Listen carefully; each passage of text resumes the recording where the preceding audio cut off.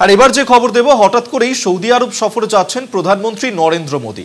চলতি মাসের 22-23 তারিখে সৌদি আরব যাচ্ছেন প্রধানমন্ত্রী নরেন্দ্র মোদী। সে দেশের ক্রাউন প্রিন্স মোহাম্মদ বিন সালমানের আমন্ত্রণ গ্রহণ করেন মোদীজির এই সফর।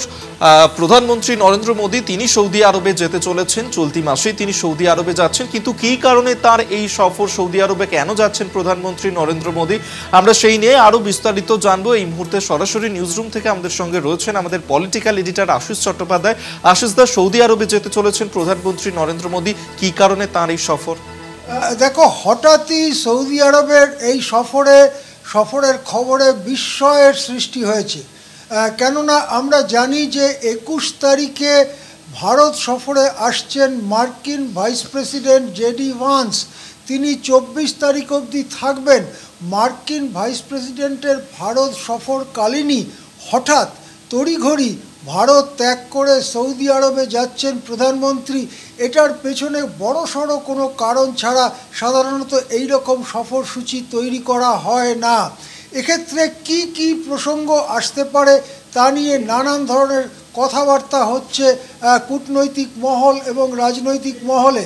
প্রথমত আমরা জানি সৌদি আরব হচ্ছে সেই জায়গা যেখানে ইউক্রেন এবং রাশিয়ার যুদ্ধ বিরতি সংক্রান্ত আলোচনা চলছে, যে আলোচনায় মধ্যস্থতা করছে মার্কিন যুক্তরাষ্ট্র।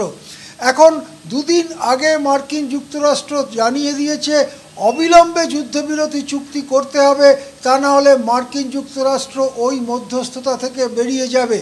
তারপরই একটু আগে আমরা খবর করেছি কলকাতার টিভিতে যে পুতিন বলেছেন আজ শনিবার থেকে ইউক্রেনের উপরে হামলা বন্ধ, এটা 36 ঘন্টার জন্য জারি থাকবে এবং তিনি আশা করেছেন ইউক্রেনও এই রকমই ব্যবস্থা গ্রহণ করবে।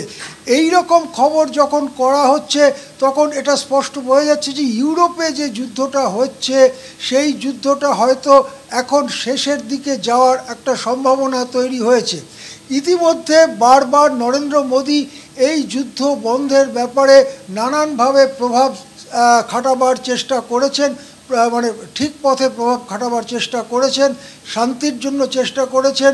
রাশিয়ার প্রেসিডেন্ট পুতিনকে তিনি বলেছেন এটা যুদ্ধের সময় নয়।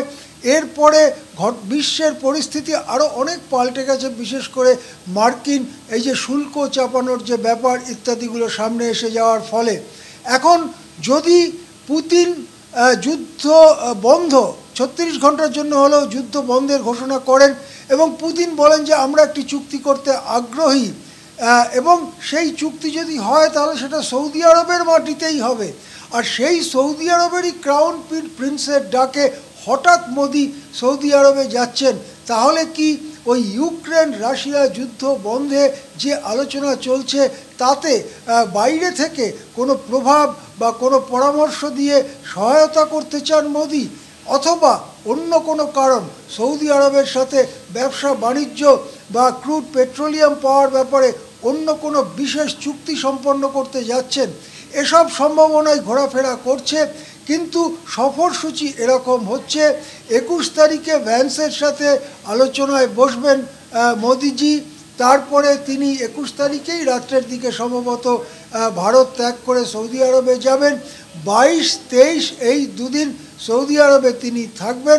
24 তারিখ তার ভারতে ফিরে আসার কথা এখনও পর্যন্ত জানা যাচ্ছে। যে 24 তারিখ আবার ভারত ছেড়ে চলে যাচ্ছেন মার্কিন উপরাষ্ট্রপতি জেডি ভান্স। সব মিলিয়ে বলা যায় আন্তর্জাতিক পরিস্থিতিতে হঠাৎ একটা বাড়তি গতি লক্ষ্য করা যাচ্ছে, বাড়তি চলাচল, বাড়তি কথাবার্তা লক্ষ্য করা যাচ্ছে। এটা শেষ পর্যন্ত কোন পরিণতির দিকে যাচ্ছে তা বুঝতে আমাদের কয়েকটা দিন অপেক্ষা করতে হবে। একেবারেই তাই। আপাতত ধন্যবাদ জানাবো আপনাকে। এতক্ষণ সরাসরি আমাদের সঙ্গে নিউজরুম থেকে ছিলেন আমাদের পলিটিক্যাল এডিটর আশিস চট্টোপাধ্যায়।